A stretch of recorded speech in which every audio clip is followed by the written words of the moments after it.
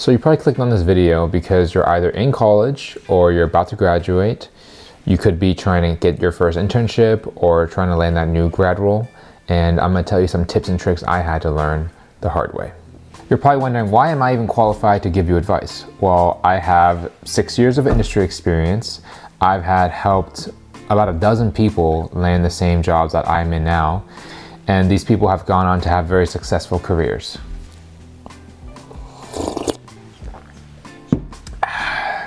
The problem is new grads require a lot of guidance and energy to be dedicated to them before they're able to produce any output for the company.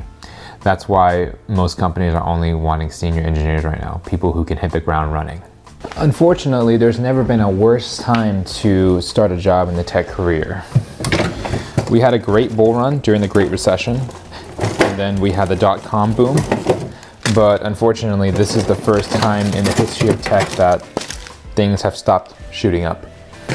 Ever since the Great Recession, we had the longest bull run in history. But as of now, things are starting to retreat. And with how bleak things are looking, I can say that any person who is a qualified engineer or you're trying to get into the job market, either you need to be exceptional or you need to have some luck on your side to be able to land a role in this economy. We're currently hosting a hot pot night with our buddies, so I'm looking for ingredients right now. The biggest mistake I see is that people who only attend college or who just want to get a job as a CS major think that it's easy just to make 6 figures right out of college. And I'm here to tell you, it's not. You have to put in a ton of work outside of class to be able to pass these interviews and get those offers from those top companies. 10 years ago, Google was asking questions like FizzBuzz, because back then there wasn't much coding interview information. The first resource we got was cracking the coding interview, and I honestly don't really like it that much. I can't really learn from books, so I learn much more by interactively doing like YouTube videos and stuff like that. So now these days you have Leetcode, you have Leetcode, you have all these resources online that are so much more helpful in helping with this process that the bar is so high now. That's why people are having such a hard time getting in too. One of the most beneficial things I think you can do before college is learning the basic coding language. It could be Java, C++, C, Python. Any of these languages will teach you the basics of how computer science and how coding will go, and you'll have a much easier time. I did not do a one bit of coding when I first went to college, and when I first took my CS class, I had a very hard time. So just learning things like variables, loops, for loops, if-else conditions, and utilizing functions. All these things are the building blocks of everything else you're building in computer science, and it's inherently very important you have that down. You'll have a much easier time staying in your CS major that way than if you went in blind like me. Most of these courses in college, they're meant to weed out people who aren't meant to be in CS. So they set the bar for these beginner CS classes very, very high. So for me at UCR, I took a class called CS10, and it's meant for people to drop out after that if you're not being able to make it in that class.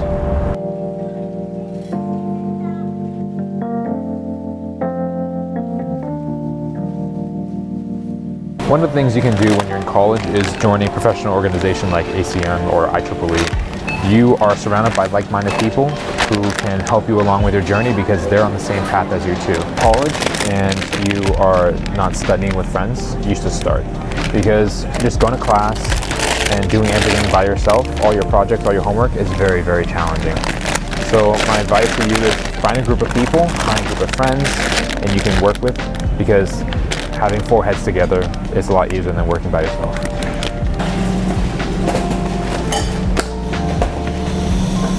We're doing a hot pot with our buddies tonight, and enoki mushrooms has been so expensive for so long.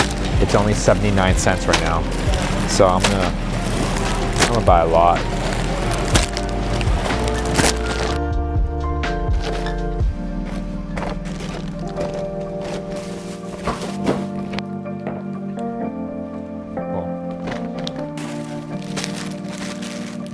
Okay. So how are you supposed to get experience without experience? Well, if you're a student, the best way to do it is just to do projects. The reason projects are so helpful is because they mimic what you would encounter in real life. There is planning involved. There is working with other people, collaborating, learning to use tools like Git and version control. And when you learn to build a project from a small MVP or minimal viable product to something that has larger scale is multi-dimensional, it teaches you a lot about how the software development cycle works, and that is very important. When I'm interviewing people in interviews, I often ask them what projects they've worked on. And when I dive deeper into their experience level and what they're actually doing, I realize a lot of these people, they don't spend enough time diving deep into the product, the code, and what they're actually doing. A lot of these people are just a lot of times pushing buttons to deploy, and they don't truly understand what is going on underneath the hood. So the people that I'm looking for all the time is, I'm looking for people who are willing to go the extra mile to dive deep into the code and to really truly understand what is happening. If they don't know what they're doing, it's truly dangerous to have them as a teammate because they don't often think about the repercussions of their actions. So in conclusion, projects are extremely important. And to be able to talk well about your projects, that's even more important.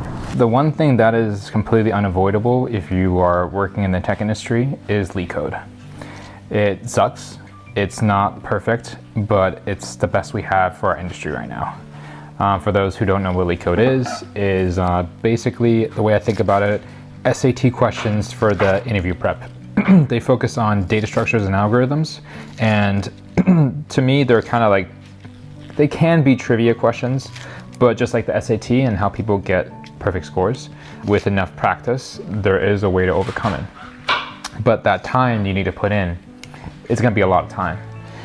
I was luckily able to get all my roles that I've landed without going through the traditional Leetcode route, but that doesn't mean I didn't have those kind of interviews myself.